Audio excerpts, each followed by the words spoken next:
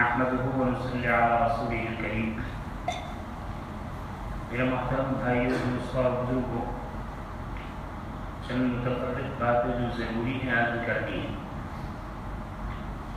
سب سے پہلی بات تو ہمارے وہ حفاظ قرآن و ائمہ تراویح جو پوری بستی میں تراویح کی امامت کراتے ہیں، ان سے یہ درخواست ہے کہ وہ اپنے قرآن کریم کی تکمیل 27 رمضان کو کریں۔ 27 رمضان سے پہلے تکمیل قرآن نہ کریں۔ ہاں کوئی 27 کی بجائے 28 یا 29 کو کرنا چاہے تو ٹھیک ہے۔ دوسری بات یہ ہے کہ کبھی ایسا ہوتا ہے کہ 27 رمضان کو باقاعدہ کھانے پینے کا انتظام کیا جاتا ہے، دودھ کولڈنگ کا انتظام کیا جاتا ہے۔ میں ساری مسجد کے متولی حضرات سے، مصلی حضرات سے بہت ادب کے ساتھ درخواست کروں گا کہ اس سلسلے کو ختم کیا جائے۔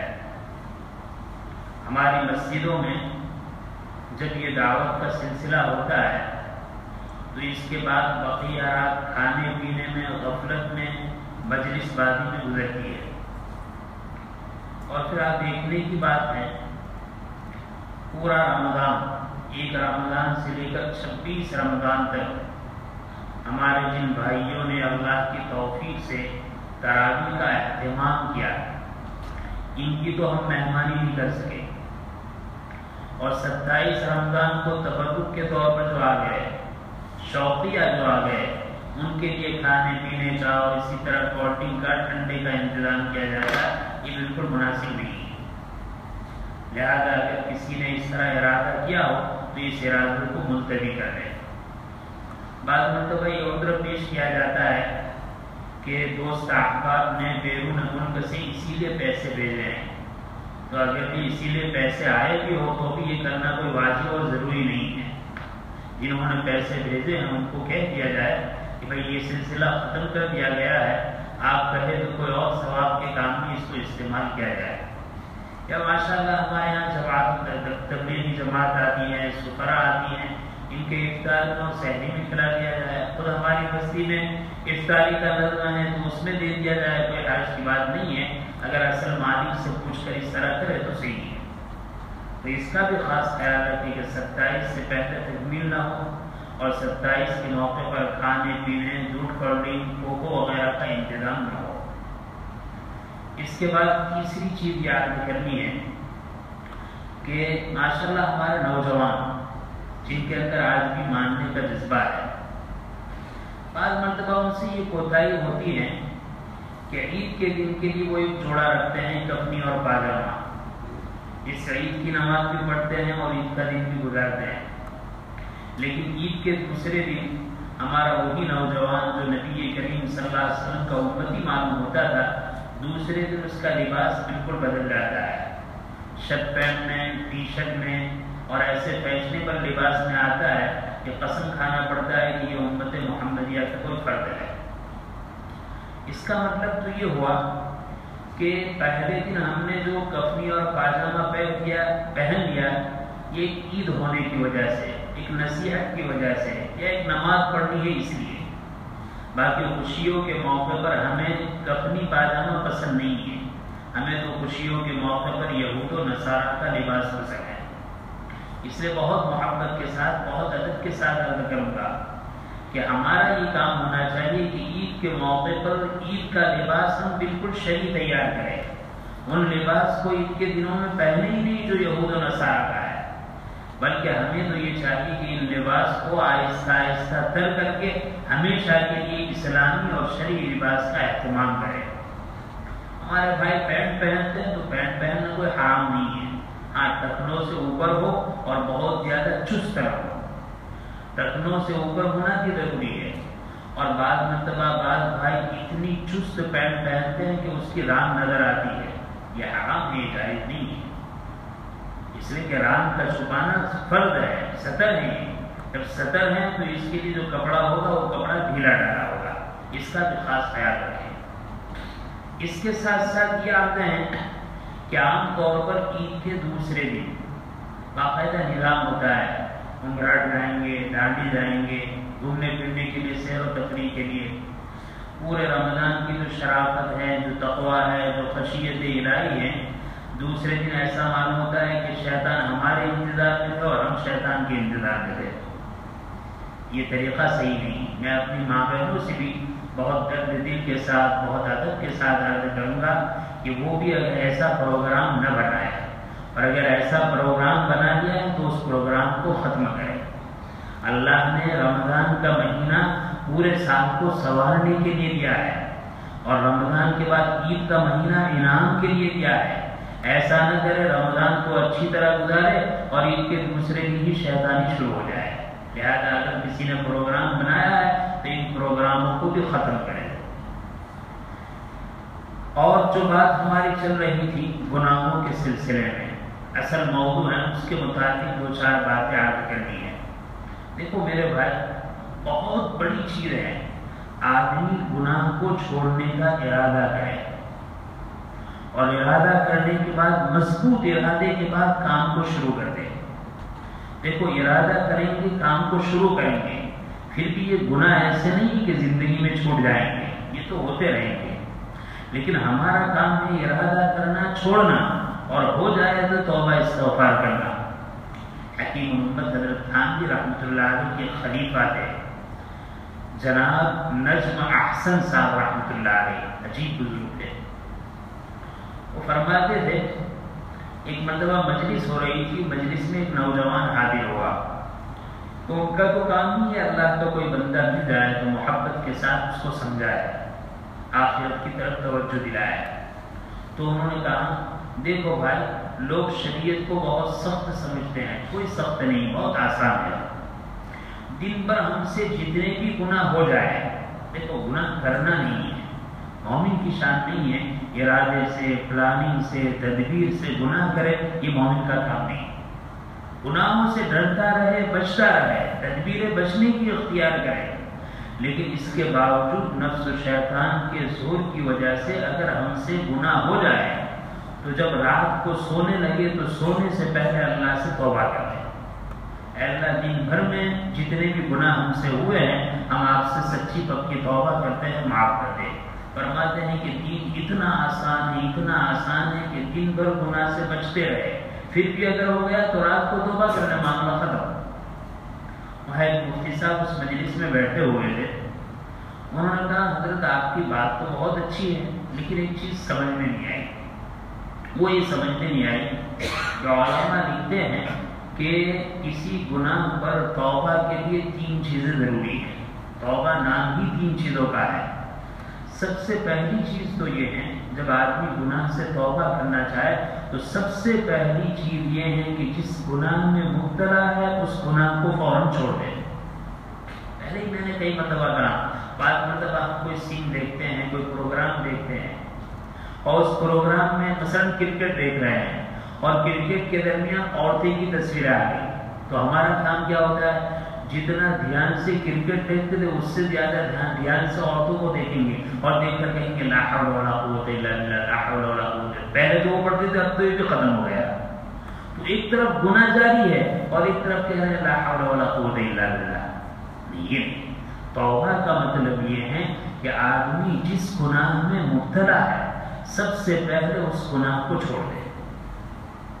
دوسری چیز، جو گناہ ہو گیا اس گناہ پر افسوس، شرمندگی، ندامت. جس اللہ نے ہزاروں لاکھوں انعامات کیے، احسانات کیے، اس کی نافرمانی ہو گئی، تو جو گناہ ہو گیا اس پر افسوس اور پچھتاوا. اور تیسری چیز ہے آئندہ پختہ ارادہ کہ اب اس گناہ کو نہیں کریں گے. یہ 3 مجموعہ ہے توبہ کا. ہم کہتے ہیں توبہ توبہ توبہ توبہ ہر دن، یہ توبہ نہیں ہے، یہ تو توبہ کا مذاق ہے. توبہ کہتے ہی اسے آدمی جس گناہ میں مبتلا ہے فوراً اس کو چھوڑ دے، جس گناہ کو چھوڑا اس پر ندامت اور افسوس. اور تیسری چیز آئندہ نہ کرنے کا پختہ ارادہ.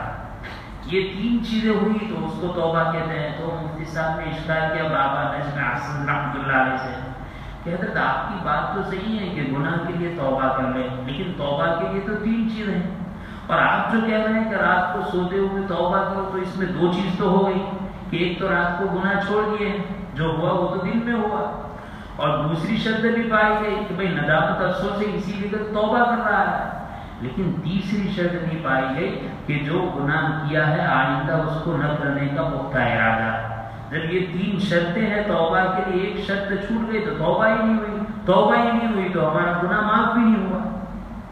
تو بابا نجم احسن رحمۃ اللہ علیہ فرمائیں لگے مفتی صاحب آپ تو توبہ کا مقصد ہی نہیں سمجھے، آپ تو گناہ کے نہ کرنے کا ارادہ ہی نہیں سمجھے۔ گناہ کے نہ کرنے کا ارادہ یہ ہے کہ آدمی جس وقت توبہ کرنا ہے اس وقت یہ طے کر لے کہ انشاءاللہ آئندہ ہرگز یہ گناہ نہیں کروں گا، پھر اس کے بعد ہو جائے تو کوئی بات نہیں، بس توبہ کرتے ہوئے اتنا تصور کر لیں کہ آئندہ اس گناہ کی طرف میں نہیں جاؤں گا۔ پھر دل میں خیال آتا ہے کہ بہت سی مرتبہ توبہ کرتے ہیں، توبہ ٹوٹ جاتی ہے، گھر سے ٹوٹ جائے، لیکن اتنا کافی ہے، یعنی آئندہ نہ کرنے کے لیے اتنا ارادہ کافی ہے کہ جس وقت توبہ کرنا ہے پختہ ارادہ کر لے کہ ہم تو گناہ نہیں کریں گے، بس اتنا کافی ہے۔ اور پھر ساتھ ساتھ میں اللہ سے دعا کرے کہ اللہ ہم کمزور ہیں، ہماری توبہ بھی کمزور ہے، اے اللہ ہم ارادہ کرتے ہیں، وعدہ کرتے ہیں، لیکن بار بار ہمارا وعدہ ٹوٹ جاتا ہے، اے اللہ اب تو تجھ سے مانگتے ہیں کہ یہ جو توبہ کر رہے ہیں اس میں پختگی بھی آپ ہی عطا فرمائیے، جو ارادہ کیا ہے کہ آئندہ گناہ نہیں کریں گے اس ارادے کو بھی آپ ہی مضبوط کر لے تو ہم گناہ سے بچ سکتے ہیں۔ تو باہر یہ بات ارشاد فرمائی تو مفتی صاحب کہنے لگے کہ اس کے بعد ہمیں ٹھنڈک ہو گئی کہ جب بھی کسی گناہ سے توبہ کریں گے تو اس وقت ارادہ کریں گے انشاءاللہ آئندہ وہ گناہ نہیں کریں گے۔ عجیب بات ہے، بعض مرتبہ ایسا ہوتا ہے کہ دیکھو ہم دو لفظ سنتے ہیں، ایک ہے توبہ اور ایک ہے استغفار۔ توبہ کے لیے تو یہ تین چیزیں شرط ہیں، استغفار کے لیے یہ تین چیز شرط نہیں۔ استغفار مغفرت طلب کرنا، اس کے لیے تین چیز شرط نہیں کہ جو گناہ ہے اس کو چھوڑا اور جو گناہ ہے اس کو نہ کرنے کا ارادہ کیا اور اس پر شرمندگی افسوس، یہ شرط نہیں۔ اسی لیے بعض مرتبہ ایسا ہوتا ہے کہ آدمی جب گناہ اور توبہ کی بات کو سنتا ہے تو ایک دم سے سارے گناہ چھوڑ دیتا ہے کہ بھائی اب تو مجھے توبہ کرنا ہے، جن گناہوں میں مبتلا ہوں چھوڑ دیا، بہت سارے گناہ چھوڑ دیے، لیکن بعض گناہ ایسا ہے کہ جس کو فوراً چھوڑنا مشکل ہے۔ کیوں مشکل ہے؟ وہ بیچارہ چاروں طرف سے ایسا حالات اور ماحول میں گھرا ہوا ہے کہ اگر چھوڑ دے تو بظاہر پریشان ہو جائے۔ مثال کے طور پر ایک آدمی شراب خانے میں نوکری کرتا ہے، شراب کی نوکری کرتا ہے، اس کی بڑی فیملی ہے، بڑا خاندان ہے، بڑی اچھی تنخواہ ہے، ایک دم سے اگر وہ یہ چھوڑ دے تو ظاہری چیز ہے اس کے لیے پریشانی ہو جائے گی۔ یا ایک آدمی ایسا سمجھو کہ بینک میں نوکری کر رہا ہے، سودی کاروبار والی، اور وہ حرام ہے، اب ایک دم سے چھوڑ دے تو مشکل اور پریشانی میں آ جائے گا۔ اور توبہ تو نام ہی اس کا ہے کہ جس گناہ میں مبتلا ہو اس کو چھوڑ۔ یا مثلا ایک آدمی ہے، کسی نے کلب بنایا ہے زنا کاری کا، یا کسی نے سینما بنایا ہے، وہ اس میں ملازمت کرتا ہے، تو یہ حرام، اچھی تنخواہ ہے، اب ایک دم چھوڑے تو پریشانی ہے، تو توبہ تو کر نہیں سکتا۔ جب توبہ نہیں کر سکتا تو آدمی کیا کرے گا؟ امام غزالی رحمۃ اللہ علیہ فرماتے ہیں اس وقت ایسے اچھا جیسے کوئی بات اور بھی، مثال کے طور پر ایک مرد کا ایک عورت سے ناجائز تعلق ہے اور اتنا گہرا تعلق ہے، اتنا گہرا تعلق ہے کہ سال ہر سال ہو چکے ہیں، ایک دم سے ٹوٹ نہیں سکتا، 10 مرتبہ توڑ دیا، اس کو کہہ دیا کہ ہمارا کوئی تعلق نہیں رہے گا، پھر دوبارہ رنگ کی، پھر دوبارہ SMS کیا، پھر دوبارہ تعلق ہوتا ہی رہتا ہے۔ امام غزالی رحمۃ اللہ علیہ فرماتے ہیں ایسے گناہ ہیں ان کے لیے استغفار ہے، توبہ نہیں استغفار ہے۔ استغفار کا کیا مطلب؟ استغفار کا مطلب یہ ہے کہ مثلا وہ بینک میں نوکری کر رہا ہے اور اسی طرح شراب خانے میں اور اسی طرح زنا کاری کے اڈے اور کلب میں اور سنیما میں نوکری کر رہا ہے، تو یہ آدمی کہتا ہے کہ اللہ میں بہت بڑے گناہ میں مبتلا ہوں اور ایک دم سے چھوڑنے کی طاقت نہیں، اے اللہ میں آپ سے طاقت مانگتا ہوں کہ اس سے مجھے چھٹکارا دے دے اور مجھے کوئی اچھی ملازمت عطا فرما دے۔ علماء نے لکھا ہے جب ایسی حرام کمائی میں آدمی مبتلا ہے ایک دم سے نہ چھوڑے، لیکن چھوڑ کر دوسرے اسباب کو، دوسرے رزق حاصل کرنے کے ذریعے کو تلاش کرے۔ اور تلاش کس طرح کرنا چاہیے؟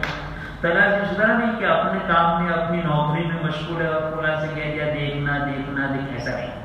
مان لو کہ کوئی آدمی کسی نوکری اور ملازمت پر ہے ہی نہیں، وہ آدمی کس طریقے سے نوکری تلاش کرتا ہے؟ جس طریقے سے جس آدمی کے پاس کوئی کاروبار ہے ہی نہیں، وہ آدمی جس انداز سے ملازمت اور نوکری تلاش کرتا ہے، یہ حرام پیشوں میں مبتلا شخص بھی اسی طرح ملازمت اور نوکری کو تلاش کرے، اور نوکری کو تلاش کرتے ہوئے روزانہ استغفار کرے کہ اللہ میں پریشان ہوں، مجبور ہوں، میں آپ سے مغفرت چاہتا ہوں، میں آپ سے رجوع کرتا ہوں، آپ سے پناہ مانگتا ہوں، آپ اس سے مجھے چھٹکارا دیجیے۔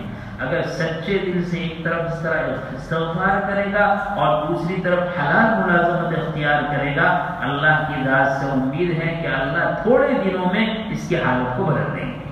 تو دیکھو، توبہ اس کے لیے ہے، استغفار اس کے لیے ہے۔ استغفار کی بہت فضیلت ہے، آدمی کو ہمیشہ استغفار کا معمول بنانا چاہیے۔ کوئی بھی گناہ ہوا فوراً استغفار۔ دیکھو، توبہ کے لیے تو اس کو چھوڑنا ضروری، یہاں تو یہ ہے کہ نہیں چھوڑے تو بھی، مثلا کوئی اجنبی عورت پر نگاہ پڑ گئی، ہم نگاہ نیچی کرنا چاہتے ہیں لیکن نگاہ نیچی نہیں ہو رہی ہے، یا کچھ دیر نگاہ نیچی ہوئی پھر اٹھ گئی، تو کہا استغفر اللہ استغفر اللہ۔ اور استغفار کے لیے حدیث میں بہت سارے الفاظ ہیں، استغفر اللہ ربی من کل ذنب واتوب الیہ، استغفر اللہ الذی لا الہ الا هو الحی القیوم واتوب الیہ، استغفر اللہ استغفر اللہ۔ خود نبی کریم صلی اللہ علیہ وسلم سے اور بھی الفاظ منقول ہیں۔ ایک استغفار ہے جس کو سید الاستغفار کہا گیا، جس کو ہم ششم کلمہ، چھٹا کلمہ کہتے ہیں، اللہم انت رب لا الہ الا انت خلقتنی وانا عبدک وانا علی عہدک ووعدک ما استطعت اعوذ بک من شر ما صنعت ابوء لک بنعمتک علی وابوء بذنبی فاغفر لی فانہ لا یغفر الذنوب الا انت۔ اس کو نبی کریم صلی اللہ علیہ وسلم سید الاستغفار فرما رہے ہیں کہ استغفار کے جتنے صیغے ہیں ان سب کا یہ سردار ہے۔ اسی کی روایت میں ہے کہ اگر آدمی نے صبح میں سید الاستغفار کو پڑھ لیا اور اس کے بعد شام تک اس کا انتقال ہوا تو سیدھا جنت میں، اور اگر شام کو پڑھ لیا یعنی رات کے وقت میں پڑھ لیا ابتدائی رات میں، پھر پوری رات میں انتقال ہوا تو سیدھا جنت میں۔ میں اپنے بھائیوں سے کہوں گا کہ ہم مکتب میں چھٹا کلمہ پڑھتے ہی ہے، لیکن وہ صرف سیکھنے کے لیے یا بہت تو ممتحن کو سنانے کے لیے نہیں۔ ہم نے جو چھٹا کلمہ اور سید الاستغفار سیکھا ہے، میں اپنے سارے بھائیوں سے اور اپنی ماں بہنوں سے بڑے ادب کے ساتھ عرض کروں گا کہ آج سے آپ اپنا معمول بناؤ کہ دن میں کم سے کم 2 مرتبہ، ایک صبح میں اور ایک شام میں، ایک فجر کے بعد ایک مغرب کے بعد، روزانہ ایک مرتبہ اس کو پڑھنا ہے۔ اگر بھول گئے ہیں تو سیکھنا ہے، یاد ہے تو اس کو پڑھنا ہے، اور بہت اچھا ہے اللہ کی توفیق سے 5 نمازوں کے بعد اس کو پڑھ لیں، اور اگر اتنا نہیں پڑھ سکتا تو کم سے کم 2 مرتبہ کریں گے انشاءاللہ سید الاستغفار کا اہتمام۔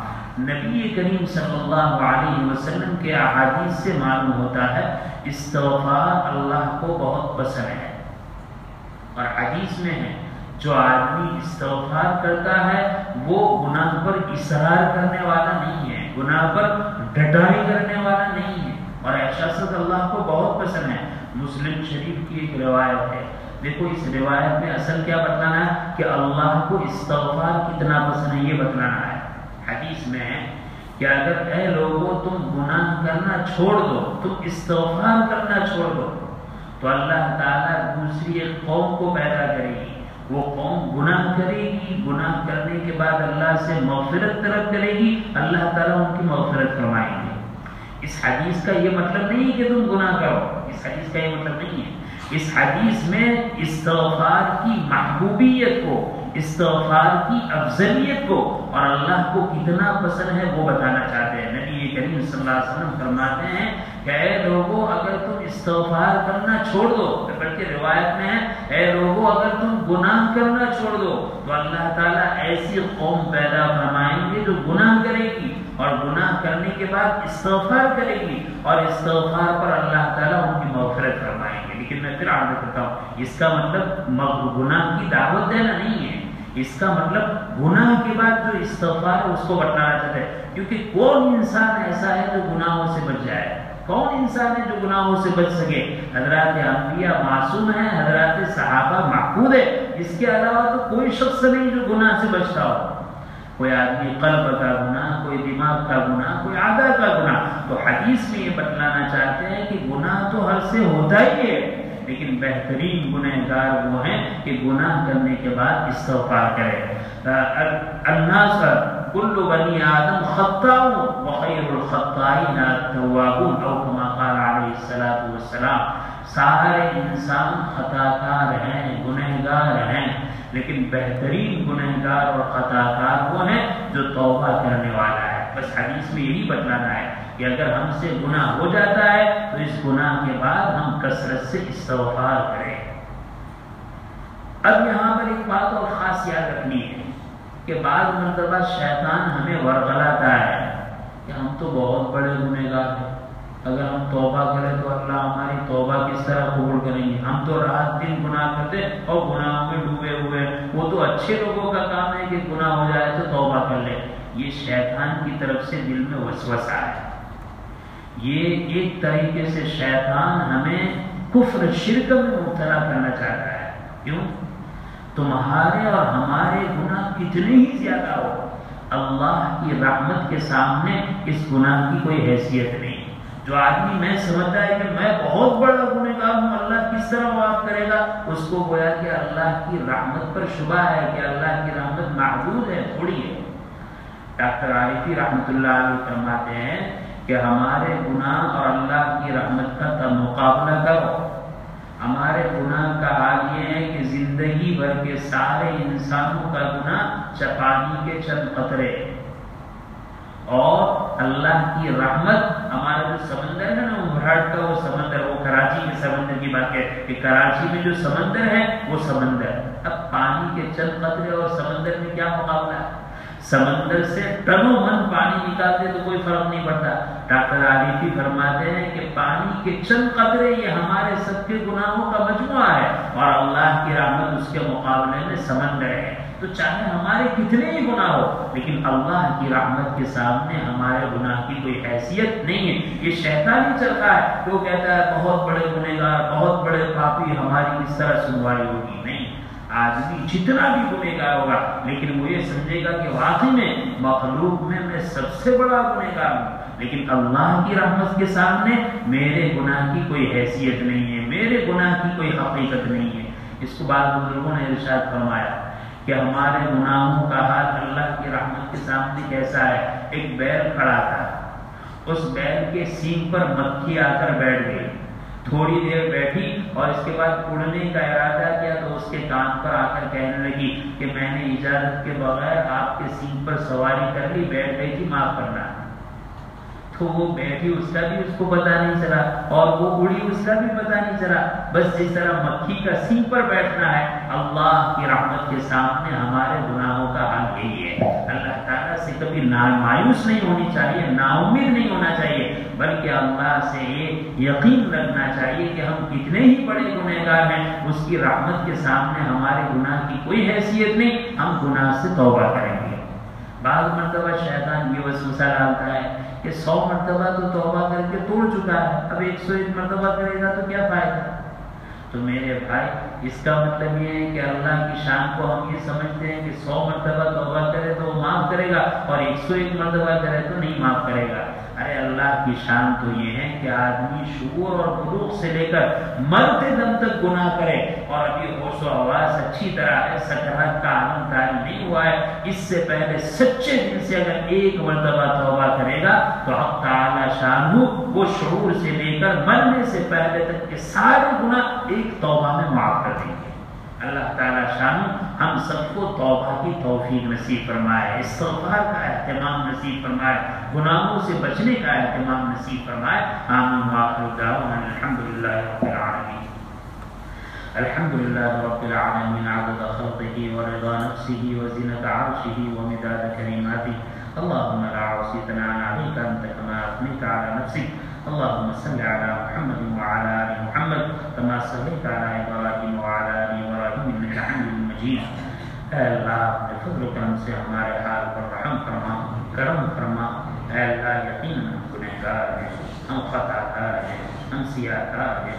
اے اللہ ہمیں اپنے گناہوں کا اعتراف ہے، اے اللہ ہمیں اس بات کا اعتراف ہے کہ تیری موجودہ مخلوق میں ہم سے بڑا پاپی کوئی نہیں ہے۔ اے اللہ ہمیں اس بات کا اعتراف ہے کہ ہم نے رات کے اندھیرے میں اور دن کے اجالے میں جان کر اور انجان کر انفرادی اور اجتماعی بے تحاشا گناہ کیے ہیں۔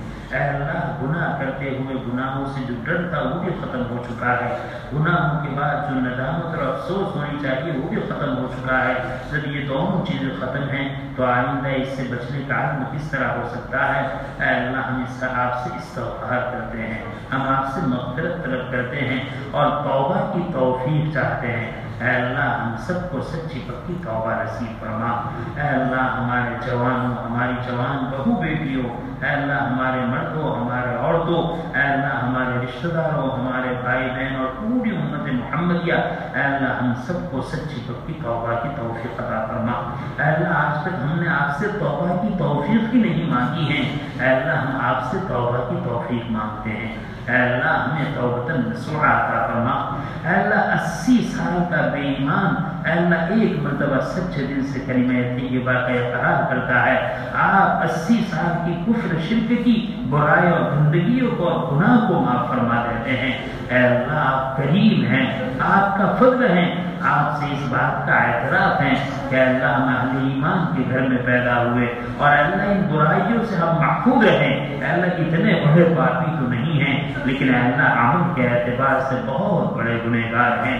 اے اللہ زینہ کاری ہم سے ہوئی ہے، رشوت ہم نے کھائی ہے، رشوت ہم نے دی ہے، چوریاں ہم سے ہوئی ہیں، اے اللہ سٹے کا بازار ہم نے گرم کیا ہے، بے حیائی کو ہم نے عام کیا ہے، اے اللہ ظلم و زیادتی ہم نے کی ہے، مزدوروں کا خون ہم نے چوسا ہے، ماتحتوں کے ساتھ اے اللہ ناانصافی ہم نے کی ہے۔ اے اللہ کون سی برائی ہیں جو ہم نے نہیں کی ہیں؟